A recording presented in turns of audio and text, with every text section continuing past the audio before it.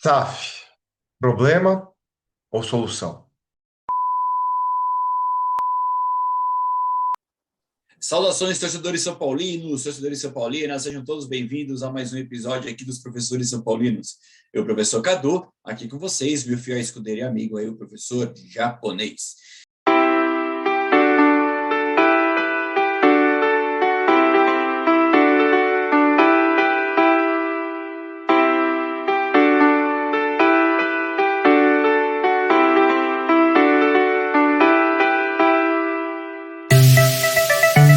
Grande abraço, pessoal, e vamos São Paulo. Vamos, São Paulo. Até Isso aí. mais.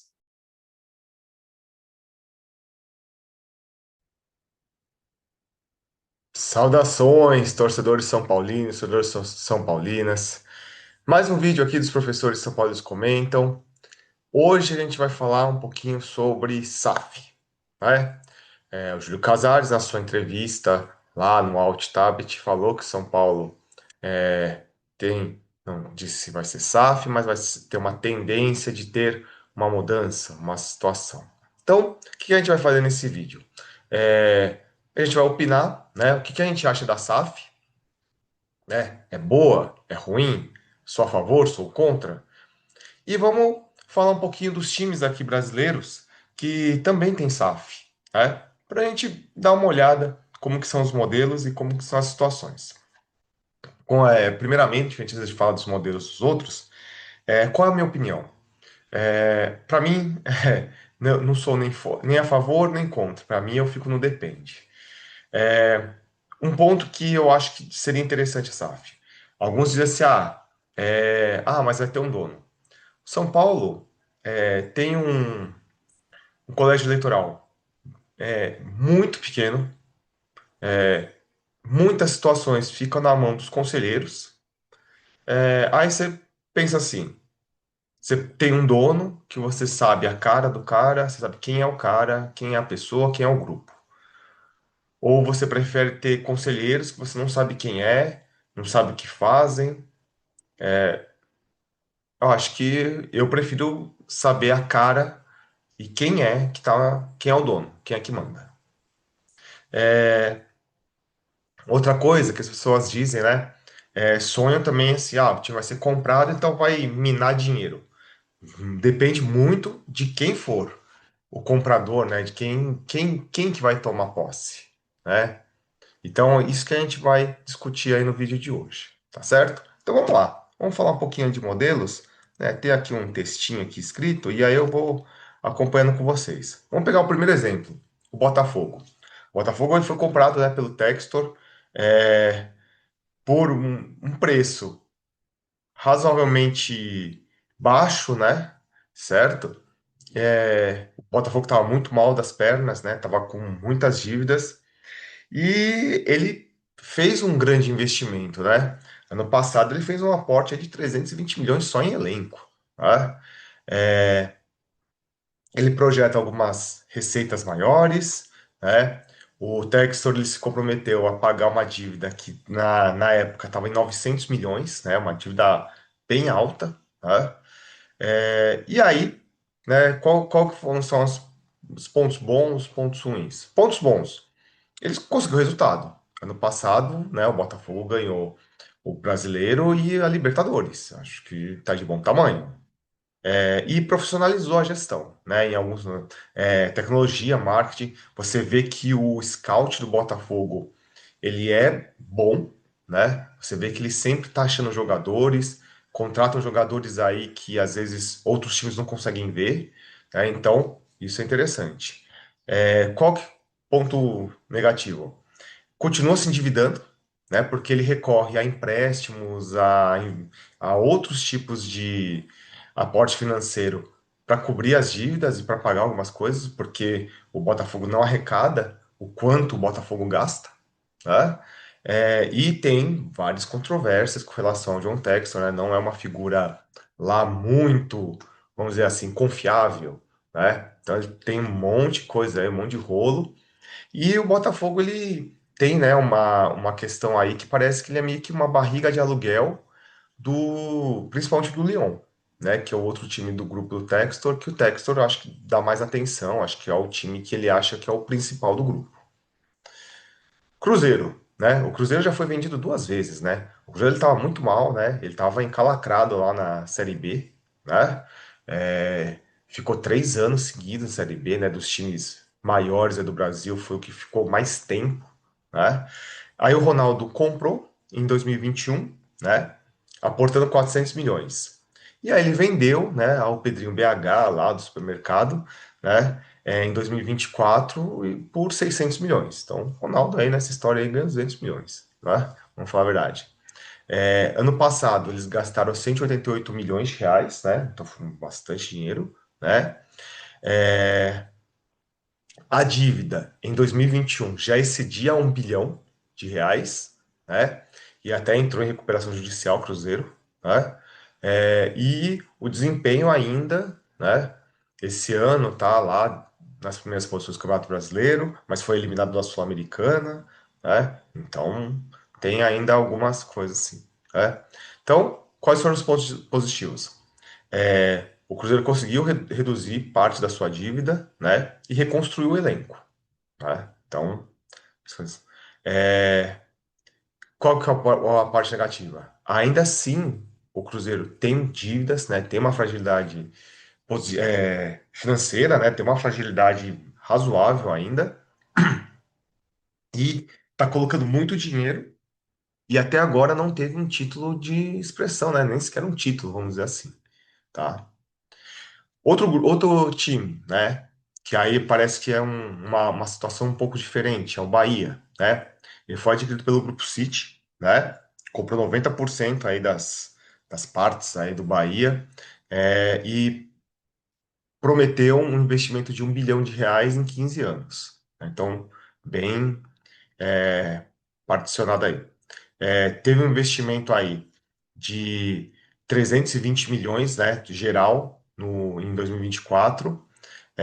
Patrocina, né, com 57 milhões aí de 2023 a 2025, né? Então, se fizer a conta, aí dá uns 19 milhões, né, por ano. E o desempenho do Bahia, né? Ele ganha lá o Campeonato Baiano e, né, tá participando da Libertadores, né? Ele caiu, né, na primeira fase, mas participou. Tem ainda aí um resultado razoável no Campeonato Brasileiro, né? Tá conseguindo se manter do meio para frente, mas ainda não, né? Não parece que não vai conseguir um título tão expressivo assim, né? Então, assim, a parte positiva é amparada por um grupo muito forte, né? O Grupo City, e ele tem uma política de diversificar receitas, certo? Questões negativas. O Bahia apresenta aí fluxo de caixa negativo, né? Então, quer dizer, ele gasta mais do que ele arrecada, então ele fica sempre nessa questão. E tem uma instabilidade esportiva, né? Porque já se colocava assim que o Bahia, no mínimo, com esse aporte do Grupo City, tivesse um domínio pleno, né, do futebol do Nordeste, então ganhar Campeonato Baiano, a Copa do Nordeste, até com uma determinada facilidade, e ter algum resultado expressivo aí no que se refere a questões a competições, né, questões maiores, né? Vamos ver, né? Nesse ano eles caíram, né, para a Sul-Americana, e talvez, né, possa conseguir o título aí, né? Por que não? Aí tem o Fortaleza, né? Ele é uma SAF parcial, né? Vamos dizer assim, né? É, Também se tornou em 2024, né? Teve um orçamento total em 2024 de 208 milhões, né? É, as suas receitas aumentaram muito ao longo aí dos anos, né? É, Conseguiu uma boa colocação no Campeonato Brasileiro do ano passado, né? Ficou em quarto, né? Conseguiu uma vaga para Libertadores, ainda está na Libertadores, né? Não caiu. Esse ano de 2025 vem sendo mais difícil, né? Vem passando por uma certa crise, técnica, né? Na minha opinião, contrataram meio mal, assim, né?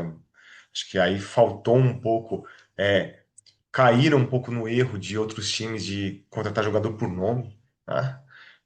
Então, assim, parte positiva. Financeiramente, eles estão estáveis, né? Eles têm superávites consistentes. Teve uma profissionalização de gestão muito grande, né? Lá com o Marcelo Paes e tudo mais. Mas é isso. Esse ano o futebol não tá bom, né?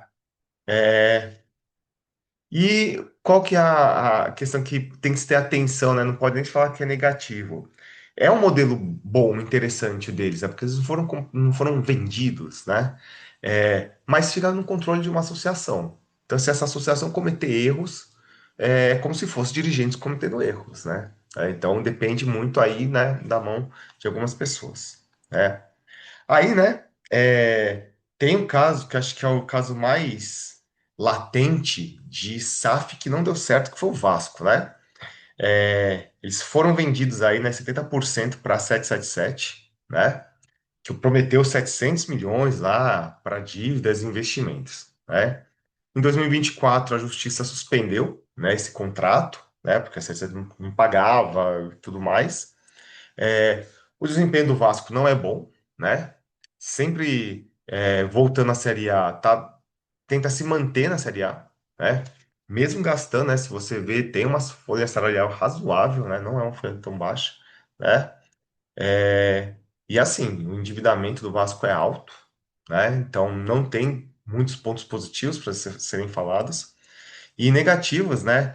A governança do Vasco, ela é completamente caótica, várias situações aí que envolvem dívidas, então aparenta aí, né, uma desorganização, então não foi uma boa aquisição, né? E a 777 ao longo do tempo aí no mundo, seus times nenhum apresentam um resultado muito bom, né? Então, acho que já era meio previsto, né, essa situação. E outra SAF, né, que foi também, né, tem até uma certa semelhança no estado, né, que é a do Atlético Mineiro, que também, né, foi comprada, vamos dizer assim, por brasileiros mesmo, né, por pessoas aqui no Brasil, foi comprada lá pelo grupo do Menin, lá, dos irmãos Menin, né, o Galo, né, o Atlético Mineiro, tem uma dívida grande, né, de 1,4 bilhões, né, então, dívida pesada, né, parte boa, eles tentaram fazer uma gestão profissional e colocaram um aporte financeiro, mas a parte ruim, né? Uma dívida altíssima, né?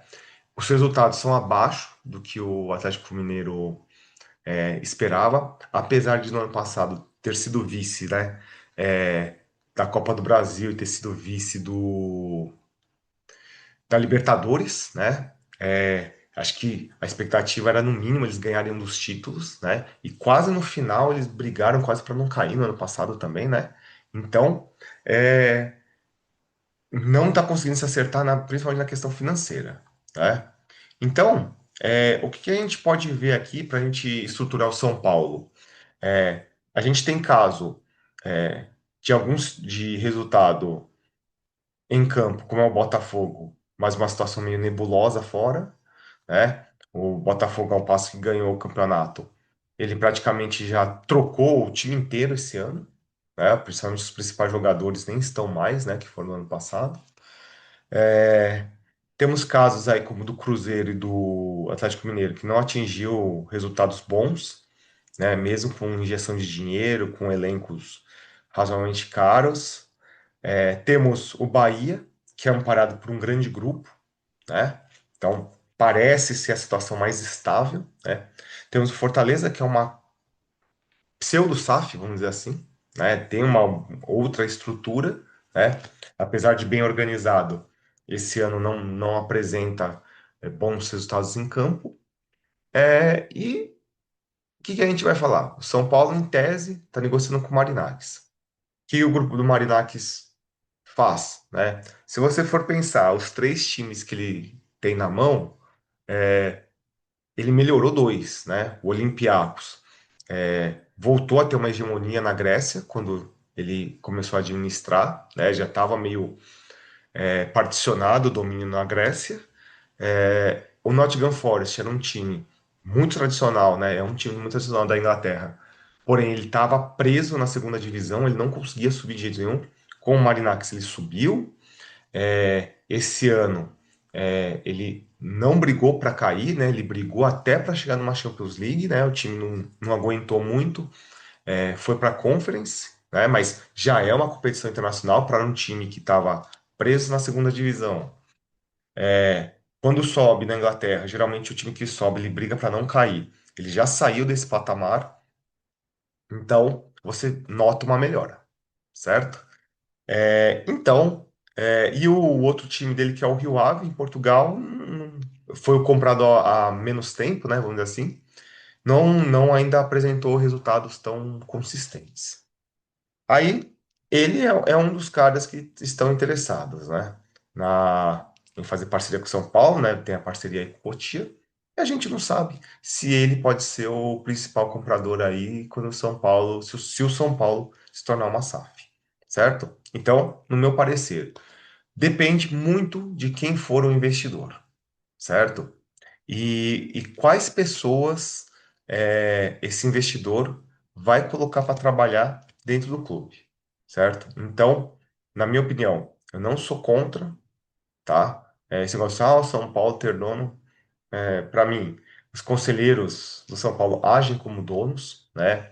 Os presidentes que o São Paulo teve agem como donos do São Paulo, então eu acho que não faz grande diferença ter um dono oficial, tá? Mas para mim é isso.